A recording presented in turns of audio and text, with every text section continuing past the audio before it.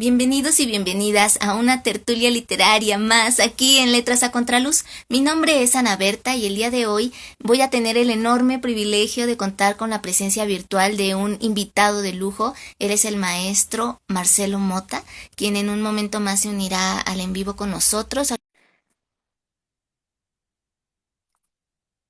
esperando no haya ningún problema. Perfecto. Hola maestro, Hola, ¿cómo está? hola, ¿cómo estás, Ana? Gracias por la invitación.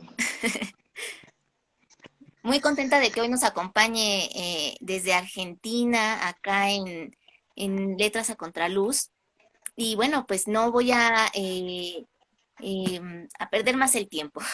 Voy a iniciar con su semblanza para Sí, pasar a la entrevista y que también nos pueda compartir algunos de sus relatos en voz alta, en voz del propio autor. muchas gracias.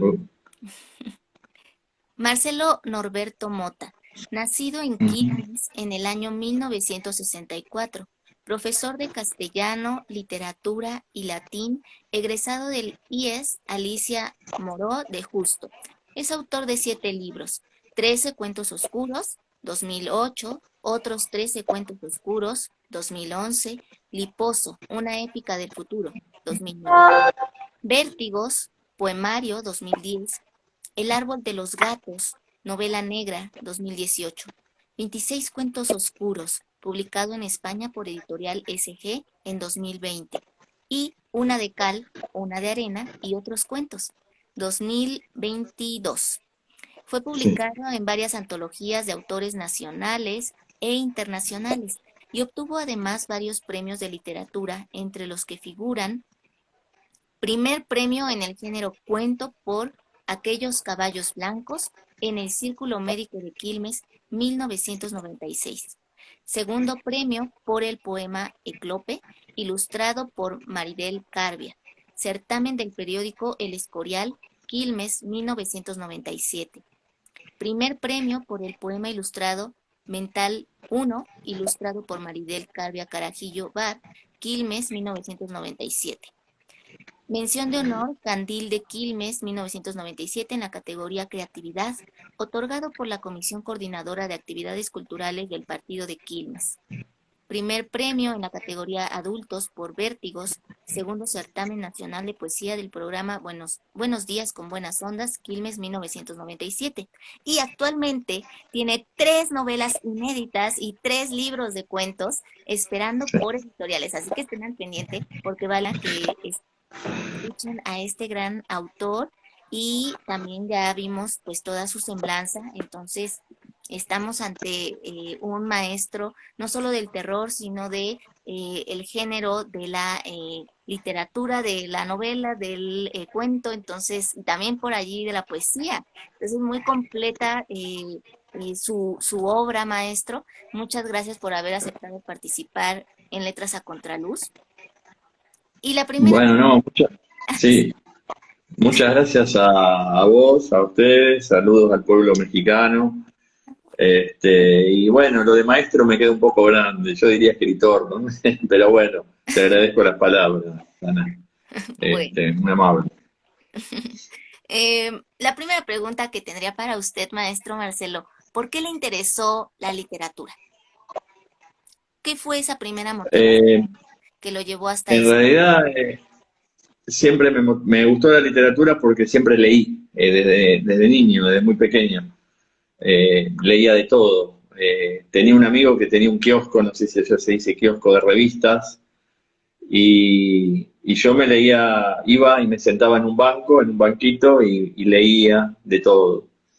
De Pato Donald, bueno, las revistas de Disney, después pasé a revistas más para Tony, D'Artagnan, Intervalo, que eran las revistas de aquí de Argentina, que eran historietas de grandes autores y de grandes guionistas.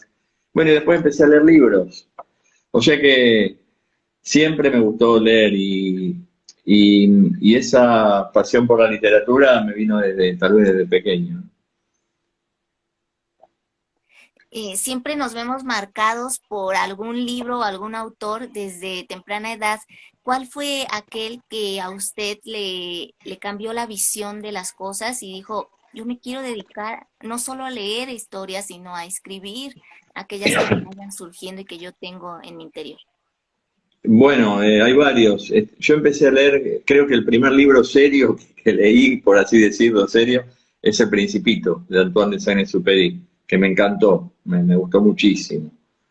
Y Juan Salvador Gaviota, ponele, ¿no? Esos dos libros que leí en mi infancia, entrando a la adolescencia. Y ya después conocí a Borges, la literatura de Borges, que me encantó, me gusta mucho. Y Cortázar, Julio Cortázar, que es el escritor argentino, ¿no? El cuentista. Y Borges es como que me apabulló, pero para bien, o sea, me encantó su lenguaje, su manera de narrar. Y fue un cambio también ahí. Escribir vino mucho más tarde, que ahora te voy a contar cuando empecé a escribir. No sé si querés que te lo diga ahora Sí, o hay alguna por otra favor, pregunta, ¿no? escuchamos. Escribir, empecé a escribir. ¿Qué pasa? Yo tenía un amigo que me decía, vos que escribís tanto, y él escribía. Y sin embargo, él nunca terminó publicando nada. Y vos que escribís tanto, me decía él a mí, perdón, que lees tanto, ¿por qué no te largás a escribir? Le digo, yo a escribir algo, no sé, un cuento. Y bueno, y en el año 86, 1986, eh, a la edad de 22 años empecé a escribir y escribí mi primer cuento, que siempre lo cuento en los vivos, ¿no? Se llamaba El último dinosaurio, que no está editado en ningún libro. Eh, y desde ese momento para acá, bueno, fue una sucesión de años de aprendizaje en talleres literarios, en seminarios. Hubo una carrera de letras también de por medio, o sea, yo soy profesor de letras y cafés literarios, micrófonos abiertos, donde uno leía sus producciones. Y desde ese momento, del año 86 para acá, bueno, acumulé una cierta cantidad de cuentos que después los fui publicando en diferentes libros, ¿no? Que después te los voy a mostrar. Em, y de ese cuento que nos dice El último dinosaurio, ¿a qué se Sí. debe que no ha sido editado realmente en alguno de sus libros? Porque yo lo tomaba, me resulta muy infantil, o sea, muy rudimentaria la forma de escribirlo. Después lo fui retocando con el tiempo, con el correr de los años, y siempre digo que si ahora lo tuviera que volver a leer, hace mucho que no lo leo, lo volvería a retocar también, a corregir. Sí, Eh, y todavía no está en ninguno, tal vez en algún momento lo publique en algún cuento, lo introduzca en algún, perdón, en algún libro. en algún libro. Y yo te muestro, bueno, hice una selección de cuentos a lo largo de mi vida, que eran cuentos, algunos eran cuentos claros, emotivos, con animales, y había otros que eran más oscuros. Y de esos cuentos oscuros dije, oh, ¿por qué no sacar 13 cuentos oscuros? Que eran 13 cuentos en un libro con esta tapa, Oh, que fue mi primer libro publicado en 2008. sí, Eh, y a partir de ahí, bueno, vendí muchos libros, creo que se agotó enseguida la edición. Con con ese dinero pude publicar un segundo libro que no tiene nada que ver con la oscuridad, pero que es Liposo, una épica del futuro, que es ciencia ficción humorística o, si querés, literatura fantástica. ujú, Eso fue en 2009. sí, En 2009. Después vino en 2011 la segunda entrega de otros cuentos oscuros, es decir, ese cuento. 13 cuentos oscuros diferentes a los primeros, Sí, sí, con sí. más o menos la misma portada, ¿no? La misma tapa. Ujú. Sí, sí, muy Ah, parecido. muy parecida, muy parecida. Después, después, entre medio de esos cuentos, de esos libros de cuentos, publicó un poemario de Vértigo, se llama, con Oh, ilustración de Pablo Montaña, un dibujante de aquí de la ciudad de Quilmes. Yo ahora estoy viviendo en otra ciudad, en Berazategui. Eh, Está muy bien. y sí, y después vino, ya más para acá, en 2018 me animé a escribir mi primer novela policial, ¿Qué? un policial negro, es decir, un policial donde los policías no son del todo buenos y los maleantes no son del todo malos, bueno, y bueno, el típico de género policial, ¿no? Negro, Claro. El árbol de los gatos. Una La novela verdad, por editorial Barenhaus, con una portada hermosa, una tapa hermosa, que esta está en todas las librerías de Capital y de aquí de Argentina y Gran Buenos Aires. Sigo. sí, sí, sí, por favor. Posteriormente, en 2020, en plena pandemia, bueno, conocí gracias a esto, a la comunicación así eh, por En Instagram redes más que nada. sociales, Instagram. Conocí, claro, conocí muchos escritores de todo el mundo, mexicanos, panameños, españoles, y una editorial, conocí a una editorial española que estaba, digamos, escuchando también a un escritor o a una escritora, no recuerdo. Y yo me comuniqué con ellos por privado para ver si querían algún material mío. Y bueno, les di los dos primeros libros que te mostré, o sea, los dos libros oscuros, 13 cuentos oscuros y otros 13 cuentos oscuros, y en pleno 2020 me publicaron en España este libro, 26 cuentos oscuros, que son las dos entregas que yo había publicado en Argentina, bajo el título 26 cuentos oscuros, con esta portada maravillosa. También, Editorial SG.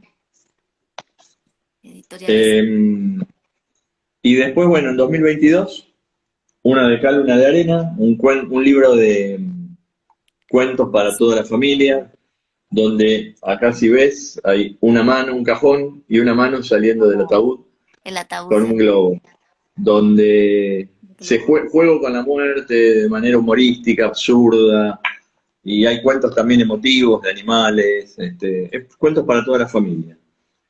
Entre medio de todo eso, publicamos un libro con dos autores más, Gabriel Borcela y Hugo Llori, este, que no está en ninguna librería ni en ninguna editorial, pero está en Amazon, que es Not, la trilogía. Es No. una novela de ciencia ficción que en realidad, por lo grueso, no es una, sino tres novelas.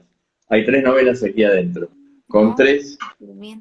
portadas diferentes, Mira. con tres portadas diferentes. Mm, Esto fue un trabajo en equipo con dos, como ya te digo, con dos escritores más. sí, Y sí, sí. este libro está en Amazon, en tapa dura, tapa blanda y en ebook. Ah, Pero además todos los libros que te mostré antes están sí. también en Amazon, porque hay algunos que están agotados. Por ejemplo, mi primer libro, 13 cuentos oscuros, no está más, en ningún lado. Entonces se puede conseguir por Amazon en tapa dura, tapa blanda, no, Ajá. perdón, tapa blanda y en ebook. Ah, perfecto. Así que, y todos los demás también. Excelente. Y fue todo lo que te mostré es producto desde ese año que te dije, de 1986, que no paré de escribir, empecé a escribir y salía un cuento tras otro. Yo ahí en ese momento no escribía novela, escribía cuentos, y bueno, salieron todos estos libros, ¿no? Sí. Sí, sí, una gran trayectoria la que usted fue formando con cada uno de estos cuentos que fue escribiendo poco a poco. Y mi pregunta es con respecto a eh, cómo es que siente la necesidad de dar el salto del cuento a la novela. Sabemos que pues es algo muy distinto el manejo de los personajes, la trama. ¿Cómo vive ese proceso? ¿Le costó trabajo? ¿Fue algo Y que desarrolló sin ningún problema? no, leía muchos escritores argentinos actuales Ujú. que viven, obviamente, y algunos que son amigos míos y que escriben maravillosamente bien y leí mucho policial, así argentino, y dijo, esto me gustaría escribir, me gustaría hacer algo así. Y empecé a escribir, bueno, el árbol de los gatos. Habré tardado, te digo, 3 años en escribirla, la novela, porque la iba cambiando, la iba retocando. Y el último año, cuando ya la tenía completamente terminada, dije, acá hay un personaje que me parece que es demasiado obvio, no voy a decir cuál, Sí, no. y lo cambié porque es una mezcla, esta novela es una mezcla de policial clásico y thriller, Ah, eh, donde hay que descubrir no hay pero no hay un detective que descubre, sino que se encuentra con el asesino de una manera este, totalmente extraña, pero bueno. Y hay una característica del árbol de los gatos, eso sí lo voy a poder decir. Hay un ojo de gato adentro de un ojo humano. sí. Bueno, hay un personaje que ve a través de los ojos de los gatos. Le di ese toque paranormal. Sí. Si bien la resolución de los crímenes y de la novela no es paranormal, obviamente, como no puede ser paranormal una resolución en una novela policial. Tiene que ser real, ¿no? Con asesinos reales. Pero hay ese toque paranormal. Y, ¿por qué enfocarse al terror? ¿Qué significa para usted este género? Y bueno, por lo que me comentó, pues inició con ese amor por la lectura desde muy chico con El Principito y Juan Salvador Gaviota. Sí, muy ¿Cómo raro, se ¿no? orientó a Después lo que escribe? tirarme al terror leyendo eso. No, porque después que empecé a conocer autores, bueno, Edgar Allan Poe, obviamente, Lovecraft, leí mucho, más de Poe leí, más que Lovecraft leí Poe. Y después, bueno, Stephen King, el maestro del terror. Ese sí me dio vuelta la cabeza, me partió la cabeza. Cementerio de animales. Ah, y Horacio Quiroga también acá me ayuda, Ah, mi esposa me dice, es cierto. sí, sí. Horacio Quiroga con sus cuentos de amor, locura y muerte, es una genialidad. Sí, Bueno, y todo eso, uno escribe de acuerdo a lo que lee, ¿no? Y a toda esa carga que viene teniendo a lo largo de los años. Y yo leí mucho de eso después. De leer Borges y Cortázar pasé a leer a Poe, a Stephen King, a Lovecraft, bueno, a Quiroga, autores de terror, algunos cuentos de terror. Y bueno, más que nada Stephen King me encantó. Cómo desde lo cotidiano, desde lo rutinario, se puede crear este terror, ¿no? sí, sí, sí, sí. Em, Y, ¿Cómo definiría su estilo de escritura, maestro?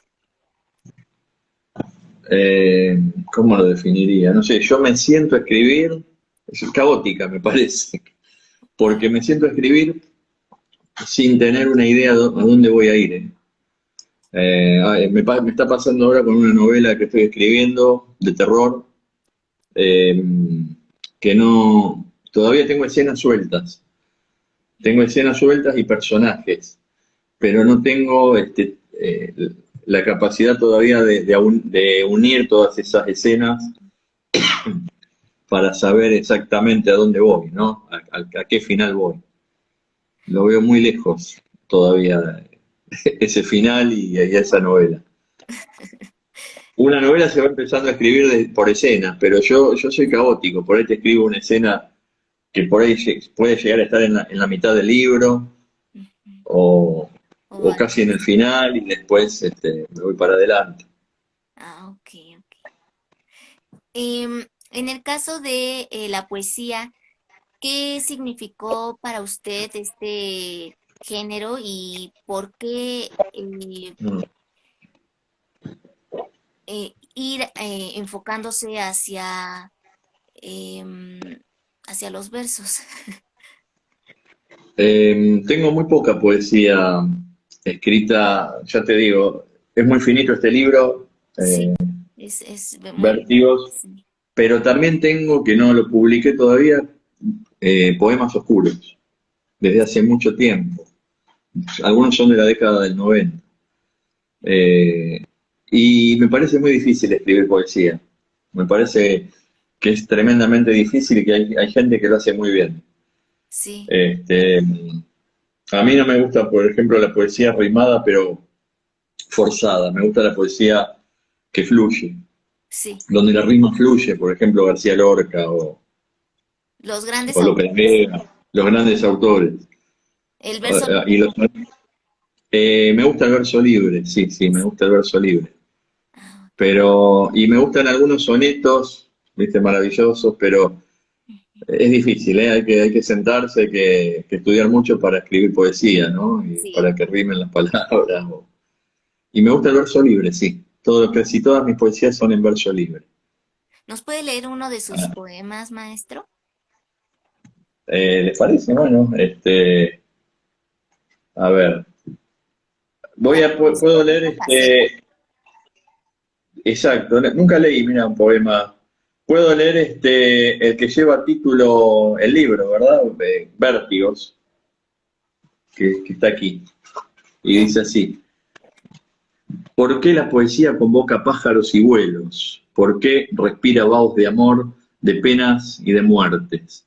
¿Por qué confirma la luz que alumbra estas palabras y retumba en los pasillos de la efímera existencia? ¿Por qué conserva la voz de aquellos que mudos gritan en el desierto y no saben más que otros que callan en la tumba? ¿Por qué destierra siniestras conjeturas y se abre, virginal e inconsciente, a la tibieza de los sentidos? ¿Por qué siempre culmina con la razón dada vuelta y un hueco en el pecho donde palomas y buitres libran una lucha ancestral? ¿Por qué inyecta sangre al cerebro adormecido, harto de tanto agobio, de tanto llanto? ¿Por qué, sublime, se desnuda en cada verso y no espera más que el vértigo, sin letargos ni vacíos? Me pregunto por qué y no hallo respuesta ante tanta algarabía sostenida en la mina de un lápiz. Oh, ay, maestro, es usted muy modesto. La verdad sí escribe muy bien la poesía. Gracias, gracias, Ana. Y es la primera vez que leo poesía, porque nunca leo poesía, siempre leo cuentos, cuentos oscuros, este, sí, pero me Aquí, parece, sí, perdón. sí, no, no, que me parece muy difícil escribir poesía y hay que aplicar la palabra exacta en algún verso y hay que estar muy atento a todo eso, ¿no? Claro, sí. Y aquí, por ejemplo, esa lucha que nos dice, esa efímera existencia, se nota como esos silencios que a veces nos rondan por la mente y nos invitan a preguntarnos sobre la vida, sobre la muerte, sobre Sí, el sentido que tiene cada una de las vidas con las que vamos coincidiendo. Y bueno, así yo lo entendí. Claro, usted tendrá también su propia visión de por qué lo escribió y demás, pero eso es lo que a mí me transmitió y creo que siempre en algún momento todos nos hemos preguntado de por qué vale tanto la pena vivir y por qué vale tanto la pena ver lo que realmente significa la existencia. Es como esa ilusión del ser, que es algo. es que tenemos pocos años en la Tierra nosotros, ¿no? Muy pocos años y hay que vivirlos y aprovecharlos de la mejor manera posible, me parece. Así es. Sí, sí, sí. Pero sin dejar ese tinte o toque melancólico también. Bueno, a mí me gusta mucho ese tipo de poesía. Pero bueno. Otra de las preguntas que tengo para usted, maestro, es ¿cómo elige los temas a tratar? ¿Por qué elige precisamente esos temas? ¿Por qué los aborda en su obra? Mm, qué buena pregunta. No sé, a veces rondan en la cabeza y hay que bajarlos al papel, eh, o alguna noticia que uno ve por televisión o algo que le contó alguien y te hace un clic en la cabeza y vos decís, oh, qué bueno esto para un cuento por ahí, ¿no? Lo que me contaron o lo que viví o lo que vi por televisión. Ah, y también las series y las películas. Eh, yo me nutro mucho de las series y de películas que vemos con mi esposa. Y a veces salen ideas muy buenas, de alguna película, de alguna serie, salen ideas para algún cuento o incluso para alguna novela, ¿no? Este, pero uno nunca sabe exactamente de dónde sale este, las historias, ¿no? Por aquí, Another Days, ¿Mm? 776. ¿Cómo se llamaría su autobiografía si es que un día se anima a escribirla? Wow, sí, había visto esa pregunta. Creo algo así como todo de mí podría ser algo así, todo de mí. eh, pero yo no la escribiría, que la escriba otro. Es también otro género muy difícil de abordar. Sí, Creo que hablar sí, de las experiencias propias es casi como desnudarse en la poesía, ¿no? Dejar ver demasiado de lo que tú eres, de lo que te ha formado, y es como un trabajo en retrospectiva que también yo creo que ayuda mucho a ver el camino recorrido y cuánto esfuerzo se ha invertido y se ha visto los frutos que ha traído esa perseverancia, esa dedicación, ese acto de contemplación del mundo, porque creo que un escritor no es si no contempla lo que le rodea. Solo a través de lo que va viendo, de lo que va sí, sintiendo, es que puede sentir tanta necesidad de desbordarse en palabras que llega un punto en el que por medio del cuento, la poesía, la novela o todos estos géneros juntos, lo hace palpable. En, sí, exacto. en el caso de su novela El árbol de los gatos, ¿qué representa Mm. para usted? Eh, Muchas cosas. Bueno, primero un desafío de haber escrito mi primera novela. Eh, y después ver el resultado a través de los lectores y de los bookstagrammers que me reseñaron la novela. Que he tenido muy buenas críticas, algunas buenas, no tan buenas, pero otras muy buenas. Y la verdad que a la gente le gustó mucho esa novela. Y verla, caminar por la calle, por ahí Corrientes o Callao en Capital, y ver, entrar a la librería y ver que tu novela está ahí, es una satisfacción muy grande. Este, es la única, o sea, yo di un salto de calidad con este libro porque yo venía editando tiradas de 200 ejemplares y con este hice más de 500. Me costó mucho, bueno, igual es un editorial importante que me distribuyó muy bien, y se ve que les gustó la historia también a la editorial. Ahí dice Stafalbún, que era un amigo, yo leería El árbol de los gatos 2, por ejemplo, que todavía no lo escribí, que no creo. Les voy a decir algo, una de las novelas que tengo ahí terminadas, de esas tres que vos me comentás, que vos dijiste, eh, es un policial también, con un personaje que está en El árbol de los gatos, eh, pero no es una continuación del árbol de los gatos. Se llama Las perras del mar y sucede, o sea, transcurre en una ciudad balnearia de aquí de Argentina que se llama Villa Gesell, en la costa atlántica argentina. Y ahí sucede toda la trama de la historia, de la Wow. novela. El, Este, sí, todavía no tengo editorial ahí para eso. Estén al pendientes las editoriales, por favor, para que pronto tengamos en nuestras manos esta novela que ya tiene el Hay dos mes. novelas que mandé a editorial, que no voy a decir cuál, pero las envié para a ver si se interesan. Em, Dice, ah, qué bien, si la continuidad de un personaje, eso es muy interesante, Marcelo. Sí, sí, me gusta la continuidad de uno de los personajes de la novela, sí, del árbol de En los ese, gatos. en ese aspecto, maestro, ¿cómo construye sus personajes? ¿Los va delineando poco a poco o también van surgiendo conforme va escribiendo? ¿Cómo es ese proceso? Sí, sí, las dos cosas. a medida que voy escribiendo va saliendo alguna característica particular de ese personaje y también van saliendo otros que yo ni pensaba que estarían. Me está pasando eso ahora con la novela de terror que estoy escribiendo, que es una ensalada para mí, pero un rompecabezas, pero están saliendo muchísimos, demasiados personajes. Tengo más de 20 personajes, me parece, en esa novela. Y creo que me estoy yendo de las manos.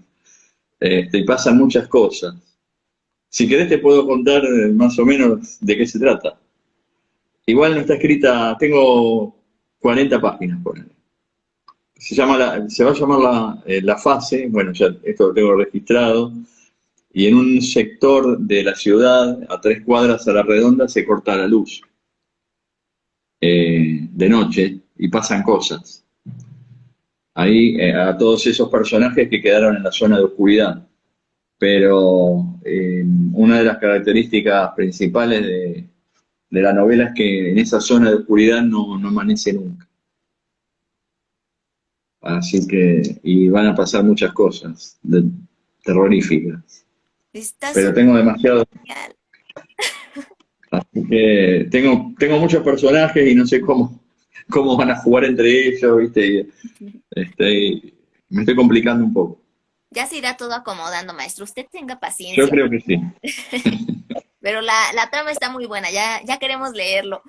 Eh, en este caso, nos comentaba que busca hacer como ese giro en cuanto a cómo percibimos la bondad y la maldad y cómo estamos formados por la dualidad, tanto por ni somos tan buenos ni somos tan malos, ¿no? O sea, está el policía que tiene su lado oscuro y el delincuente que tiene su lado de luz. Em, ¿Por qué plantearlo de esta manera? Y ¿qué, qué quiere representar con estos personajes que ya no, que rompen con el arquetipo del héroe, ¿no? Sino se van un poquito más hacia eh, cuestiones de reflexiones éticas, morales, donde no podemos decir que algo es totalmente correcto ni totalmente injusto. ¿Por Sí. qué plantearlo de esta manera? Y mostrar que son personajes de carne y hueso, ¿no? Que no son, no hay que mostrarlos como personajes pintados en un papel, ¿no? Como que tienen sus problemas y algunos sus virtudes, por más que sea no un asesino, sino, bueno, una mala persona. Y, y creo que sí, la ética, la moral, va por ahí. Mostrarlos como son realmente, y no hacer solamente papel pintado de los personajes y que sean personajes sin vida. A mí me gusta que tengan sus características particulares, tanto en la forma de manejarse en la novela, de caminar, de hablar también, el lenguaje, cómo se desarrolla su historia dentro de la novela, ¿no? Donde se pueden enamorar o tienen alguna tragedia, pasan por tragedias.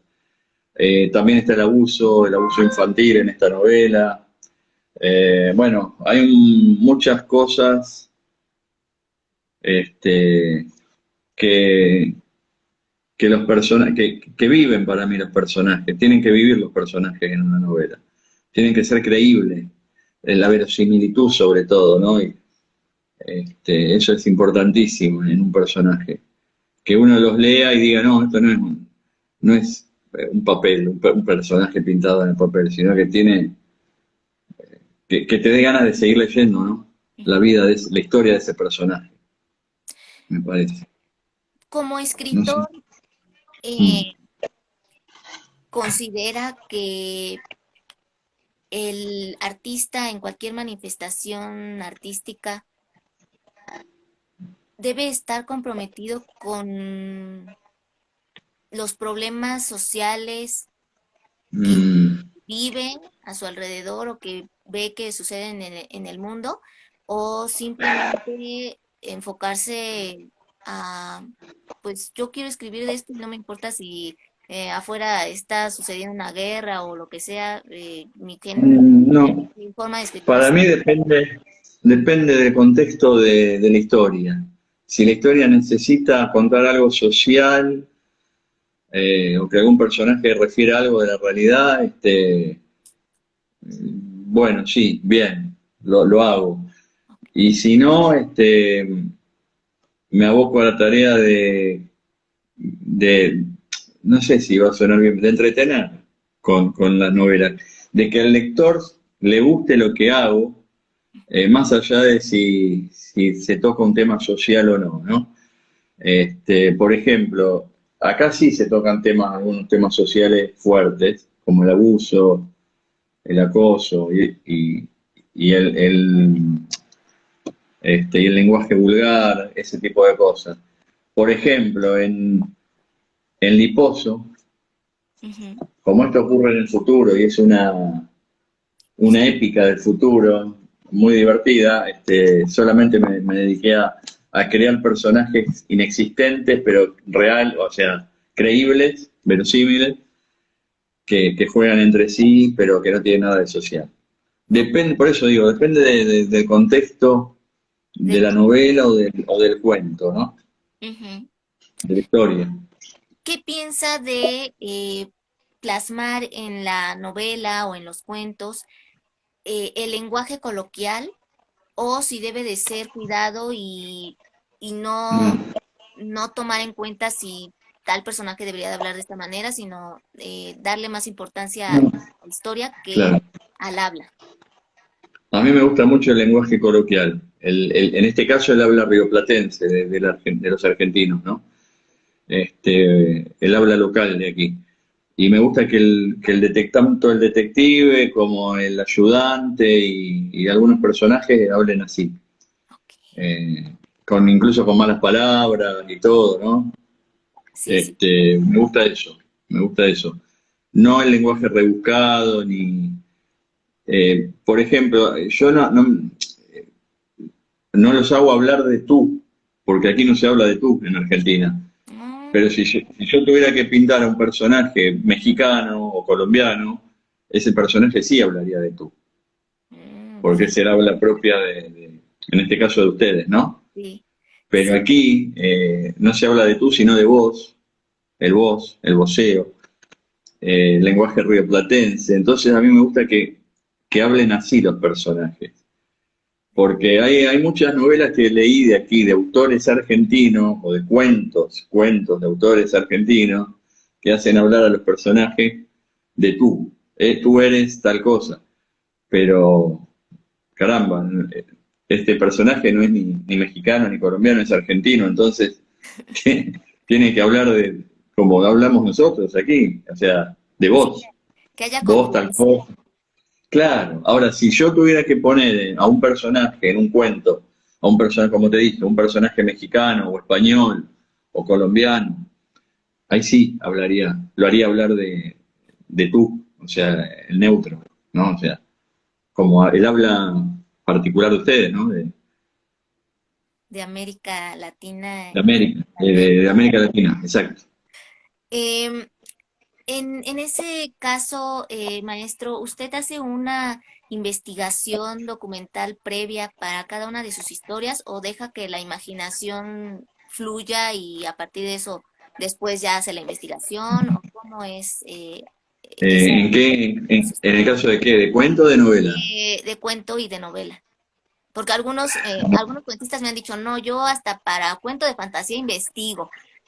Otros me han dicho, no, yo dejo que mi imaginación se desborde y voy creando el mundo. En ese Eh, trabajo.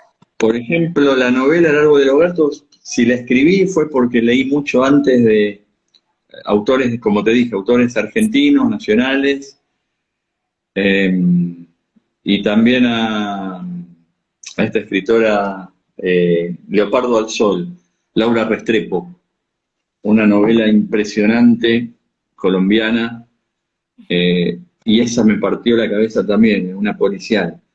Eh, y además leí muchos autores argentinos, Matías Bragagnolo, Sancia Kawamichi, a un autor brasilero también que escribe novela policial. Entonces, todo eso dije, eh, vamos a escribir una novela. ¿Y de dónde partí? No hice ninguna investigación. Partí de lo que yo ya conocía de esos autores, de las historias que contaban. Y agarré la hoja en blanco. Entonces ahí empecé a escribir. Ok, ok. Eh, y si ya estaba escrita, algunas partes ya estaban escritas de la novela del árbol de los gatos, pero quise imitar, entre comillas, el Emular. estilo el estilo de algunos autores muy crudo, muy fuerte, muy violento, y algunos personajes los doté de esa característica. O sea, violenta, cruda, muy fuerte. Es una novela muy fuerte. Sí, sí, sí, sí. Em, para las portadas, ese diseño que ya vimos que es extraordinario, cada uno de sus libros tiene una portada que atrae la atención, o sea, es creo que lo primerito Sí, que ve un lector y es lo que dice, ¿me lo llevo o no me lo llevo? Aparte de leer la sinopsis, ¿verdad? Pero sí. es lo primero que capta nuestros ojos. Entonces, para ello, ¿usted tuvo alguna participación de decir yo quiero que aparezca esto en la portada o lo dejó al libre albedrío de los diseñadores?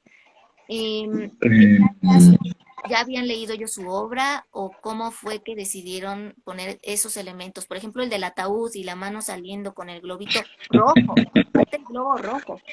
Eso Eh, fue un trabajo en conjunto del editorial y de mí, ah, porque yo le dije que me gustaría un ataúd y un globo o alguna mano que saliera, ujú, y yo le conseguí la foto del ataúd y él puso la mano y el globo, la editorial, ok, y así y bueno, y el fondo gris, un fondo así medio sucio, salió entre los dos, entre la editorial y entre quien les habla. En el sí, caso de Árbol de los Gatos, me enviaron dos o tres tapas con diferentes eh, imágenes, sí, y yo de dos o tres elegí esta que me parecía que iba perfecto sí, para el libro. sí, sí, sí. Yo siempre le doy mucha importancia a la portada, lo que se llama el paratexto, ¿no? Hablando de teoría literaria.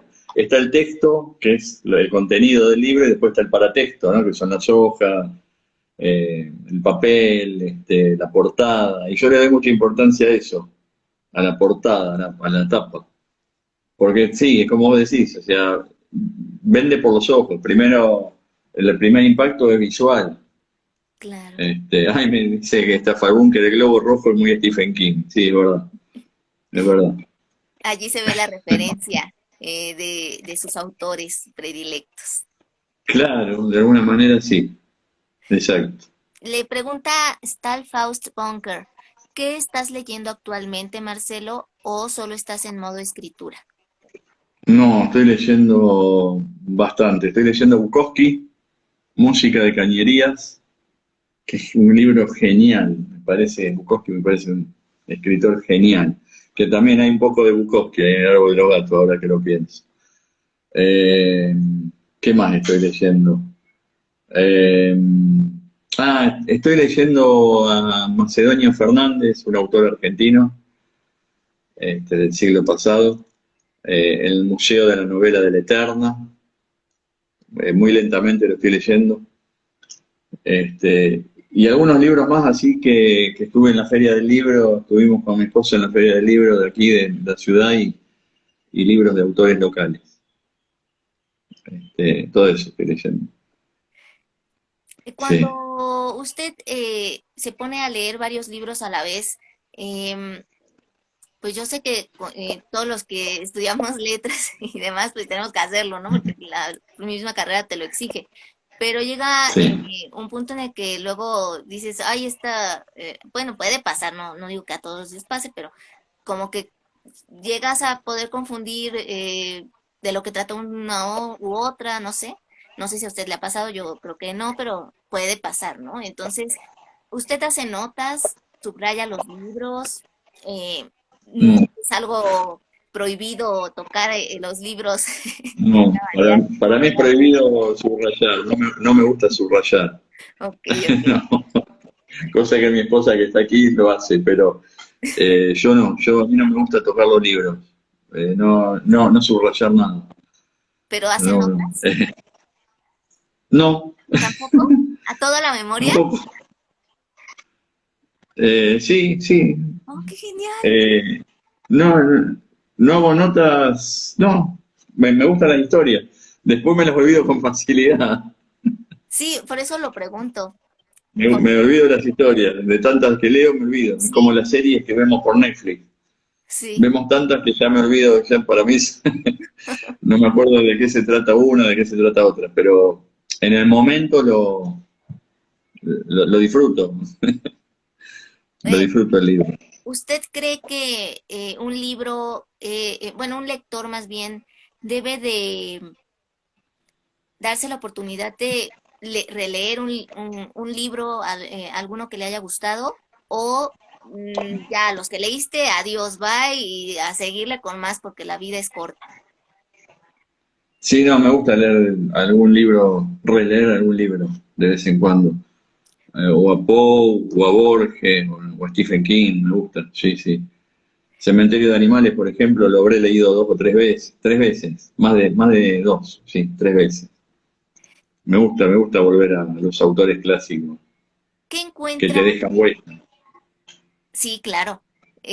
Y sí, aparte, cada relectura nos lleva a otras formas de sí, entender esa misma historia. ¿Por qué? Pues por todo lo que ya tenemos de bagaje cultural, por lo que vamos viviendo y por exacto. conforme vamos avanzando en la vida, pues no miramos de la misma manera que cuando éramos niños, cuando éramos adolescentes. Entonces es ese cambio también del lector. Uno como lector también va evolucionando en ese aspecto, no se queda Mm, igual sí. siempre. Entonces, ante eso, maestro, ¿qué encuentra en cada relectura que ha realizado? Por ejemplo, en este de Cementerio de Animales.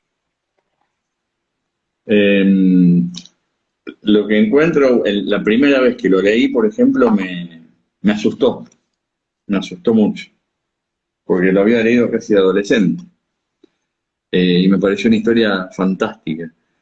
Y después cuando lo fui releyendo, lo leí desde el lado, porque ahí lo leí desde el lado del lector, tal vez, o desde el escritor iniciático, que no tenía nada publicado y recién empezaba. Pero ahora lo vuelvo a leer y veo cómo escribe, cómo realiza, cómo lleva la historia adelante, cómo lleva la trama. Del otro lado, ¿no? De atrás de cámara, digamos, vendría a ser. Cómo lo hace. Y ahí se aprende mucho.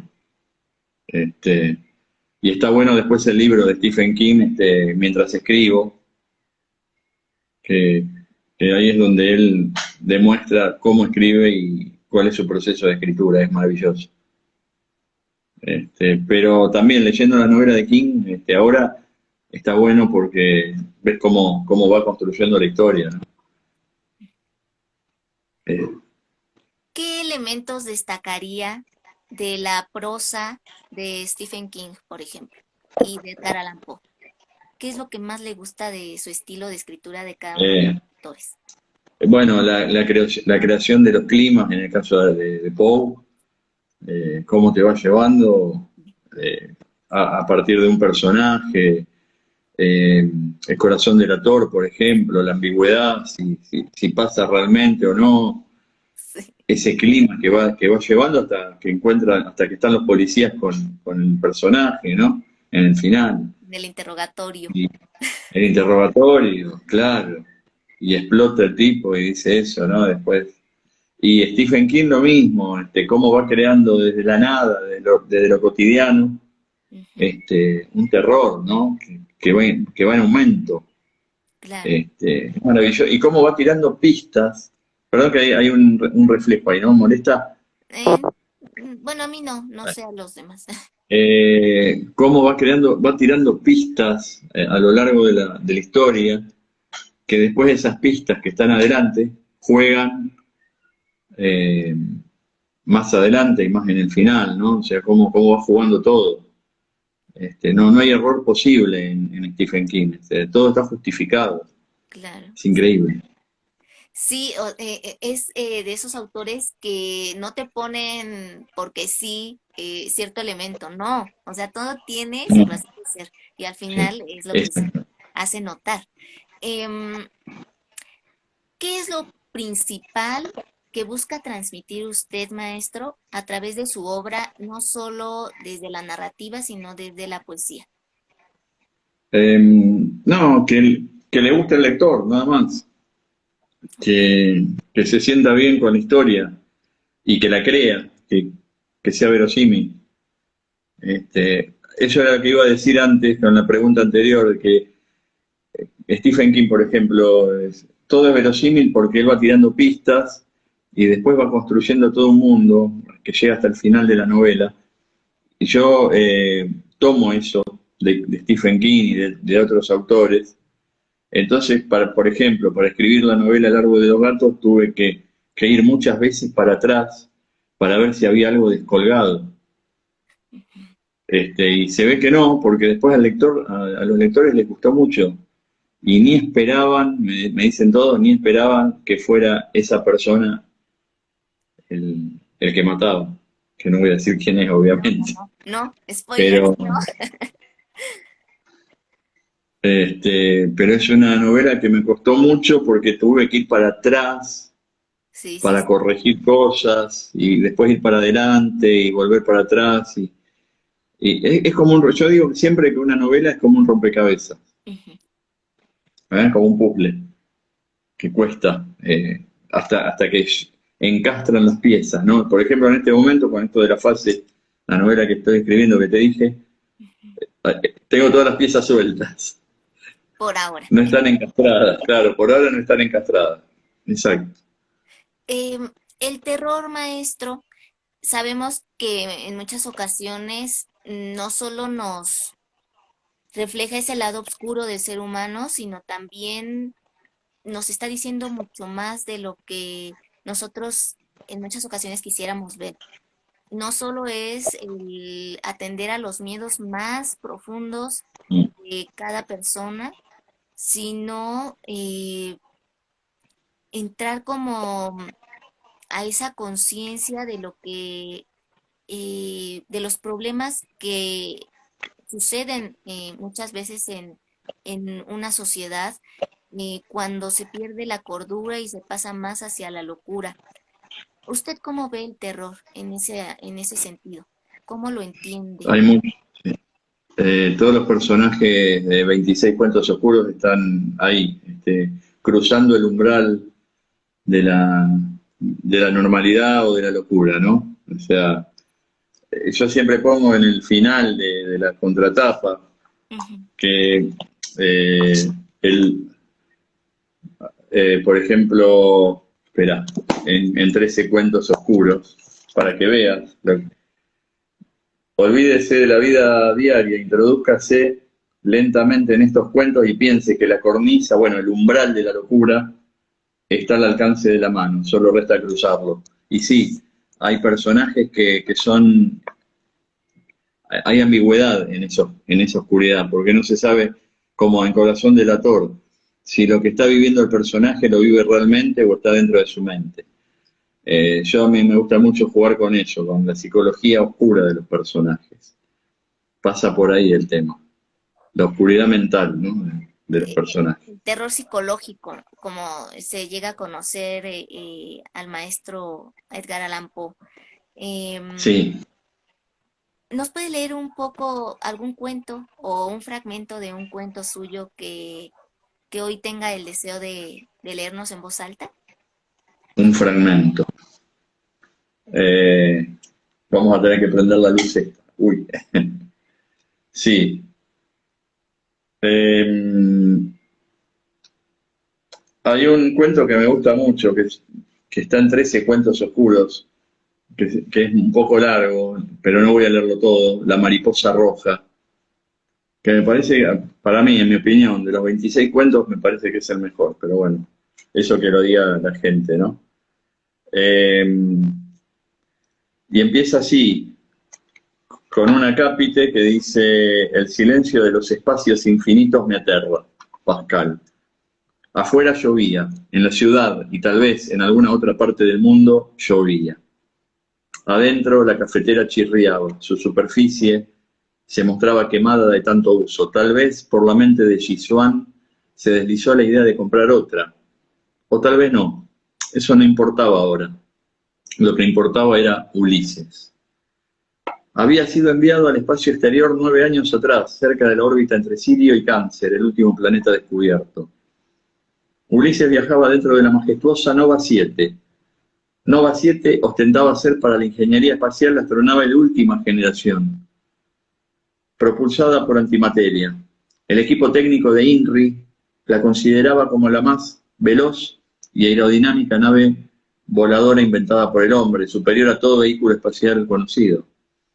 Estos eran sencillamente mediocres comparados con Nova 7. También así pensaba Xishuan, jefe principal del proyecto formalmente llamado Ulises, en honor a su pasajero.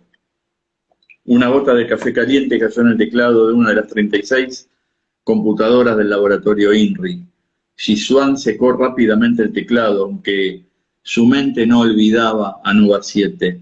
La nave se había desviado de su trayectoria y jamás pudo tomar contacto con Tierra. Consecuentemente, el último bip se había producido 9 años y 82 días atrás. Ulises viajaba en ella, pero de ninguna manera iba a sufrir la pérdida de oxígeno o la locura. Se trataba de un maniquí en desuso, sacado de una tienda de ropa, propiedad de Mary Lee, sobrina del doctor Johansen, otro de los integrantes del proyecto. Ulises vestía un traje espacial, con escafandra incluida, del año 1965. Tal vestimenta conformaba lo que se podría llamar una especie de ceremonia formal. Ningún espécimen extraño de una galaxia lejana hubiese querido ver a Ulises desnudo en caso de toparse con él. El Instituto Cósmico Internacional lo vistió de acuerdo a las normas terrestres y a la ética terrestre. Ulises era eso, solo eso, ética terrestre. La descomposición no haría mella en él, simplemente no ocurriría. Así lo sintió Xishuan cuando tuvo que cargarlo en la nave. Se diría que en ese momento experimentó un atisbo de envidia con el muñeco. Por un segundo hubiera querido ser como Ulises, inmortal. Se dijo que el proyecto saldría de acuerdo a lo convenido, y Ulises daría que hablar al mundo si lograban llegar con él a nuevos principios de gravitación, que darían por tierra todo el panorama de resultados obtenidos hasta el momento. No fue así, ocurrió el fracaso del proyecto. La ciencia mundial menoscabó al grupo de trabajo del laboratorio, e inclusive llegaron a tratar de dementes a los integrantes. Pero eso tampoco interesaba ahora, lo que sí importaba era la señal. Una de las 36 computadoras de INRI, la número 8, había producido un bip, la octava de las 36 conectadas a Nova 7. El primer bip después de 9 años y 82 días. Se había producido a las 6:45 horas de esa tarde de agosto de 2049. Xishuan poseía un gato siamés artificial de color azul y por un momento pensó que el bip en cuestión había sido provocado por su mascota, hasta que se dio cuenta de lo contrario. Eso fue cuando observó una N en el monitor número 8. Por las descarnadas paredes del laboratorio subterráneo bajó una cucaracha, tocó el suelo. 10 segundos después dejaría de existir debajo de la bota derecha de Xishuan. Ahora sorbía una taza de café, pensaba en el frío exterior, en la gente que caminaba las lluviosas calles de aquella opresiva ciudad, no menos opresiva que las demás ciudades del mundo. Era de noche ya. De la pantalla 8 surgió un sonido, otro bip. La luz azul que provenía de los tubos de neón rebotó contra el rostro oriental. Xishuan se aproximó a la pantalla. Su expresión denotaba asombro, aunque al mismo tiempo tuvo una fugaz idea de que nada ocurriría, de que solo era un bip más. Se equivocó. Una palabra se dibujó en la pantalla. Nova 7. Dios, exclamó Xishuan, llamando. Y lo dejo ahí porque es un poco largo. Ya sabemos que para terminar de leerlo tenemos que conseguir el libro. Eh, Está en Amazon. Está en Amazon, recuerden, todos sus libros del maestro Marcelo Mota están en Amazon. Allí pueden localizar todo el trabajo literario que ha llevado a cabo desde hace ya varios años, una experiencia literaria completamente ya formada, construida. Em, en este relato, por ejemplo, vemos gusto por la ciencia ficción. ¿Quiénes son sus Sí, referentes en ese género, maestro? sí, hay muchos. Bueno, Asimov, eh, Harlan Ellison. Yo de chico, de adolescente, compré una colección de Hispamérica.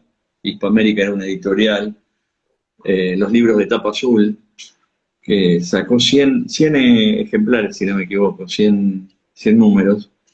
Salió aquí en España, perdón, aquí en Argentina y en España. Y en España salía con otros números, pero eran los mismos autores y los mismos títulos. Y yo tengo la suerte de tener casi la colección completa. Y eso me influyó mucho también para escribir ciencia ficción, que bueno, se ven algunos cuentos como en este, de 13 cuentos oscuros, y también se ve en Liposo, una épica del futuro. También en la ciencia ficción me ayudó mucho, aunque no soy especialista en ciencia ficción y me parece muy difícil. Hay que conocer mucho de ciencia y de tecnología. Más que nada ahora, porque la tecnología está constantemente eh, renovándose, ¿no? Entonces es muy difícil para mí escribir ciencia ficción. Ahora no podría escribir un cuento de ciencia ficción, me parece. Em, Ahí me decía Esmalbú, muy bueno, y Brigo Leonor, que es mi mamá, bueno, mi cuento preferido, y sí, el mío también. De todos los 26 cuentos oscuros, tal vez La mariposa roja es mi cuento preferido, por eh, la atención que va. maestro, ¿qué opina usted del efecto mariposa retratado en los cuentos o incluso en películas? ¿Y cómo es que elige usted una pregunta que se va hacia un lado y otra que se va hacia otro extremo muy diferente? Pero bueno, ¿cómo elige usted el orden en el que van a aparecer sus cuentos? Espera, el efecto mariposa es ese que si una mariposa, el vuelo de una mariposa puede provocar un tsunami, ¿no? Así es. Eh, no sé, Se está mando. Ya, no, otra vez quedó en pausa. ¿me escuchás? Sí, ahora sí, A ver si me escucha. allí sí. ¿Me escuchás ahí? ¿Sí? Sí, ¿Se me sí, sí, escucha? sí. Sí. No digo, no sé si el efecto mariposa está en alguno de mis cuentos, pero sí eh, que juega mucho una mariposa ahí en ese cuento de otra manera, de manera psicológica también. No puedo adelantarlo, pero este, hay una tragedia ahí en todo eso. Ahí, él recuerda a su hijo, el profesor este que está ahí entre las computadoras, recuerda a su hijo muerto, bueno, y una mariposa le trae el recuerdo de ese hijo muerto. Eh, no sé si está el efecto mariposa en alguno de mis cuentos. ¿Y, Podría y ser, qué tendría simboliza, que estudiar. Sí. qué simboliza entonces la mariposa para usted? ¿Por qué Eh, ponerle la mariposa roja? eh, habría bueno, me puedo adelantar un poco. Eh, esa mariposa que está en un libro, está muerta en un libro, está en un libro cerrado, cuando le trae el recuerdo de ese hijo muerto, y lo que pasa es que no podría contar porque voy a spoilear el final, pero tiene mucho que ver esa mariposa, por eso la mariposa roja en el libro, porque en un momento la computadora, esa, la número 8 escribe en la pantalla la mariposa roja en el libro. Y este hombre, ¿qué mariposa roja? No recuerdo. La mariposa roja en el libro. Y entonces ahí viene un recuerdo de la niñez. Este, bueno, puede ser entonces ahí lo que vos decís, ¿eh? Que una cosa altera el sentido, ¿no? de otra. Sí, sí, puede ser desde ese punto de vista, ahora que lo veo, está el tema del efecto mariposa, tal vez, sí. Em, Porque hay algo que te trae un recuerdo, ¿no? sí, sí, Que sí. hace, Detona otra cosa. que detona, sí. Por aquí dice eh, Bunker, las huellas de sangre es súper genial también, un continuum de horror misterioso absolutamente brillante. Sí, las huellas de sangre de un hombre de negocios que va con un portafolio y encuentra en la calle sangre, huellas de sangre, y las empieza a seguir. Y se vuelve tan obsesiva esa búsqueda de las huellas de sangre, también no podría spoilearlo porque estaría diciendo mucho del final, pero hay una obsesión de ese hombre con esas huellas que él ve en la calle, que no sabemos si están o no, también, ¿no? Eso se lo dejo al lector. Ya cada Pueden quien estar tiene que como, hacer ese trabajo. como pueden no estar, claro. En cuanto a el por qué pone ciertos números, el 13, el 8, ¿tiene algún significado más Eh, profundo o fue no, coincidencia jugué con el número 13 por el tema de ¿no? la superstición y... Y sabés que este libro se presentó el 8 del 8 del 2008. ¡Ah! Y no lo elegí yo esa fecha, me la dieron a mí. Ajá. Esa fecha fue en el círculo, no, en el Colegio de Abogados de Quilmes que lo presenté. Mira, Y fue una fecha increíble, o sea, sí, 8 del 8 del 2008. genial. Este, si yo lo hubiera querido hacer, no me hubiera salido tan bien. Fíjese, en ese día yo cumplo años, maestro. Justo ese día y ese mes. El 8 del 8 El 8 del el 8, 8 de agosto. el 8 de agosto. Ah, caramba, otra coincidencia más. Sí, mire. El poder de los números, ¿no? Es increíble. Sí. Y Y, por eso le preguntaba, porque para mí el 8 pues es el infinito, eso que a veces está en ese continuum bueno, de la existencia. te digo algo, a mí siempre fue mi número favorito desde antes de escribir. No sé por qué. ¿Qué? Siempre fue mi número favorito, el 8. Mire. Oh, qué padre. Eh, ahora que lo pienso, sí. Y bueno, es el Uroboros también, ¿no? Sí, Si lo acostamos, sí, sí, sí, es el Uroboros. claro. Sí. Bueno, pues ya para ir terminando, maestro, porque, ay, el tiempo se nos va volando, pero esperemos que pueda acompañarnos en otra tertulia literaria, si usted desea. Sí, cómo no. Nosotros Un gusto, encantados. un gusto. Y bueno, antes de despedirnos, me gustaría que nos dijera sus redes sociales, si tiene algún proyecto próximo o alguna presentación de libro que va a tener en estos meses. Bueno, ya no nos queda parte de noviembre y diciembre, pero bueno, que Sí. va a tener próximamente, en un futuro cercano. Bueno, mis redes sociales son en Instagram, Marcelo Motta con doble T, guión bajo, escritor. Sí, Y en Facebook y en YouTube es Marcelo Motta Escritor. ok, Ahí en YouTube pongo todo lo de Hablamos de Libros, que es un programa que yo hago cada 15 días sí, y que lo voy a hacer mañana. Mañana sábado a las 14 horas Argentina, 11 horas México sí. y 18 horas de España. Voy a estar con Ánima del Inframundo, un escritor colombiano. Ay, súper. Eh, Sí, te invito si lo querés ver Sí, también. gracias, maestro. Y, Pues muy recomendable que y bueno, sigan también los en vivos que lleva a cabo el maestro Marcelo Mota. Son estupendos, fenomenales. Cada invitado pues aporta muchísimo y como aquí en Letras a Contraluz, pues también estamos muy agradecidos de que nos haya brindado parte de su tiempo, maestro, parte de su a mí atención me y por supuesto encantó, esa lectura maravillosa que nos brindó.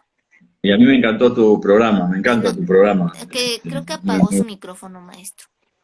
No, no, no, no. ¿No? A ver, Bueno, ¿se no lo escucha? escucho, no sé si los demás sí lo escuchan. A ver, Mm, ¿ahora? pero bueno, ¿Me sí, escuchás? porque yo no lo... ¿No? A ver, déjeme ver si A ver, con estos... Ahí a ver si alguien escucha, si me todo mi escucha. enredo de cables. A ver, a ver si así ya lo oigo. A ver, ¿me escuchás? ¿Ahora me escuchás? ¿Está hablando? Sí, estoy hablando. Ah, por ahí dicen A que mí sí lo me dice, escuchan. sí, wow, Creo que hay ahí... algo paranormal, ¿viste? Vino una oscuridad, vino algo extraño. Sí, dicen que sí se escucha. Entonces, con que ellos lo oigan, le agradezco muchísimo, maestro. Qué bueno que nos pasó ya al final. Em, voy a checar qué onda con Gracias. esta conexión. Pero Bueno, muchísimas gracias. gracias a vos, gracias a vos. Muy amable. Nos estamos viendo. ¿Me escuchás o no? No, ¿Me escuchás? no logro No. escucharlo, pero medio Bueno, leo los labios. saludos a Hasta todos. luego. Saludos y Millones de gracias. gracias. Nos vemos. Hasta luego. Bye.